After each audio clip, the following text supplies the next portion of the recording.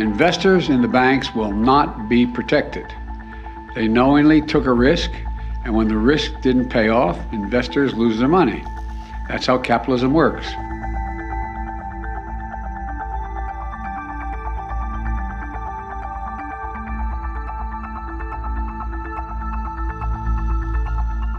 All customers who had deposits in these banks can rest assured they'll be protected and they'll have access to their money as of today. No losses will be borne by the taxpayers. Let me repeat that. No losses will be borne by the taxpayers. Instead, the money will come from the fees that banks pay into the deposit insurance fund. We as a team aren't sure that that's entirely clear or correct. The taxpayer is fundamentally responsible for all of this government debt over the long run. So it could be a shell game. We're not going to pay for that, but we'll be paying for something else.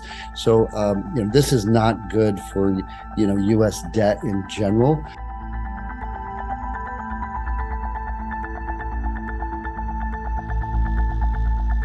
I mean, not knowing whether or not the company you've spent 5 years building was going to go away overnight as a result of something as, I think, sort of unpredictable as a collapse of a bank was really hard, even just for my family and I to just even comprehend. We don't see a specific risk of contagion. And also we stress the fact that European banks, all European banks, not only the bigger, are applying the prudential Basel standard. So directly there is no contagion.